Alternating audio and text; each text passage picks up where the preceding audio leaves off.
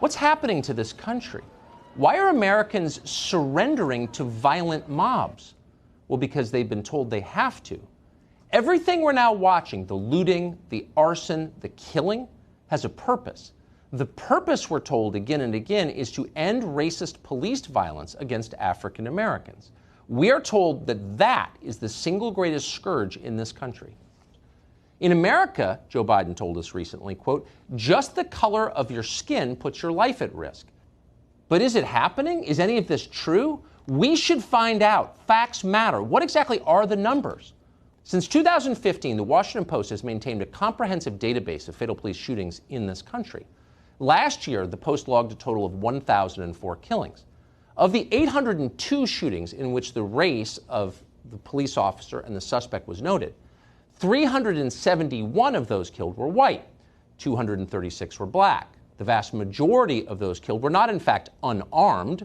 The vast majority were armed, and African American suspects were significantly more likely to have a deadly weapon than white suspects. Yet more white suspects were killed. Overall, there were a total of precisely 10 cases in the United States last year, according to the Washington Post, in which unarmed African Americans were fatally shot by the police. There were 9 men and 1 woman. 10 deaths. In 5 deaths, an officer was attacked just before the shooting occurred. That is not disputed. 1 allegedly was an accident. That leaves a total of 4 deaths during a pursuit or in a standoff. So out of 4, in 2 of those cases, in fully half, the officer was criminally charged. Is it possible that more of these officers should have been charged? Of course it's possible.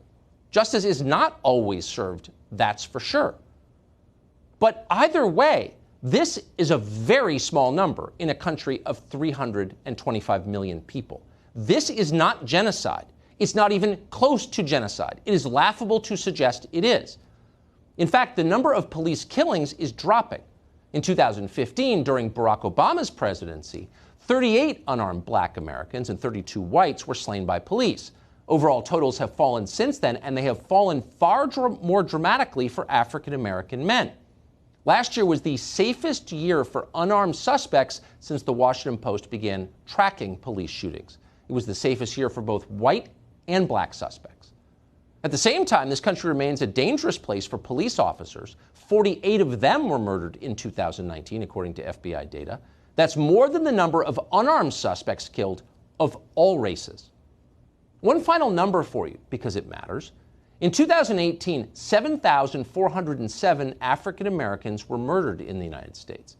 If 2019 continues on a similar trajectory, and we hope it doesn't, but if it does, that would mean that for every unarmed African American shot to death in the United States by police, more than 700 were murdered by someone else, usually by someone they know. Again, those are the facts. They are not in dispute.